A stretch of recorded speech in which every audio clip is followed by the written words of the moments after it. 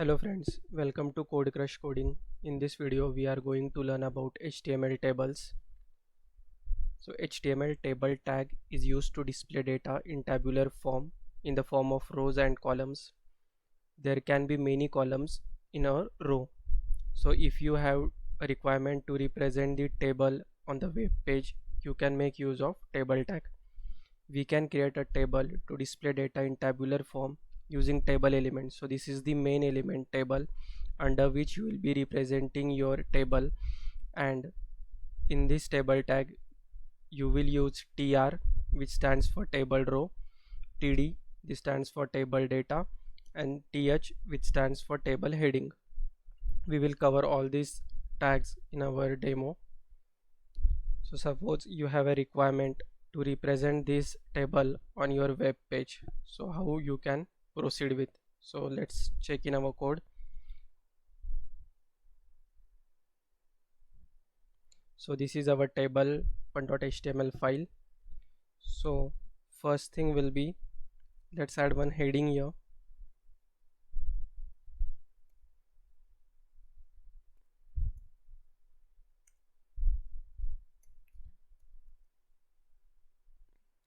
Table demo.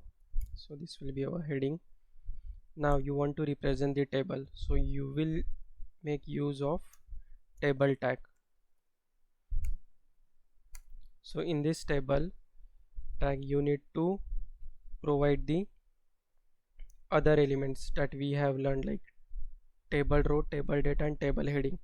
Now see, this is the first row, this is the first row, and this is the heading of this table. So we will provide the table row element. It's a table row tr, and in this tr we will provide th, because those are headings. In the first row we do have the headings. So the first heading will be, it is id, name, and age. So we will print here id. This is our first heading. Second heading will be name,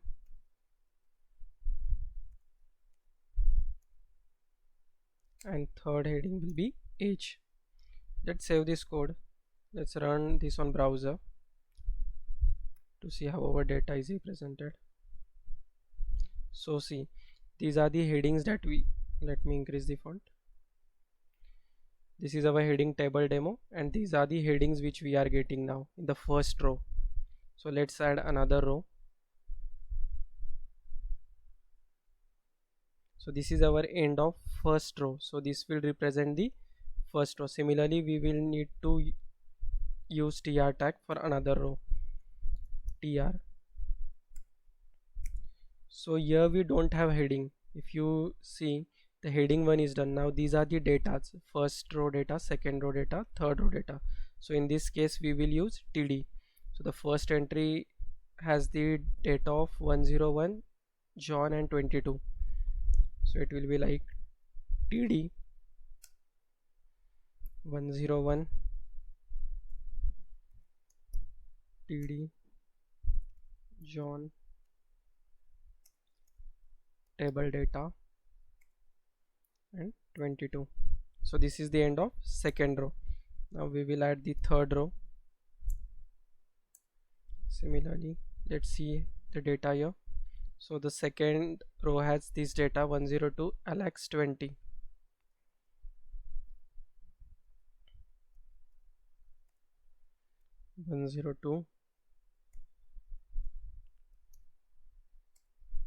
Alex,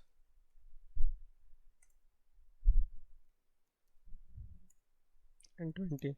Let's save this. See, this is table row getting. Now check on browser. So see, in this way we are getting our table id, name, age. This is the headers we have used. This is our table data which is being displayed here, and this is the second row table data. So but we need to add the borders to this table. So how we can do that? So basically you need to make use of style attribute here.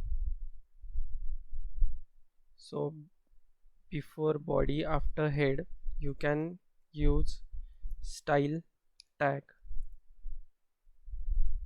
Okay, let's use style tag here, and here you can provide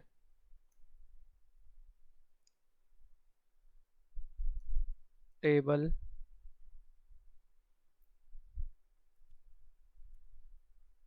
this is table heading and this is table data, and here you need to provide the border.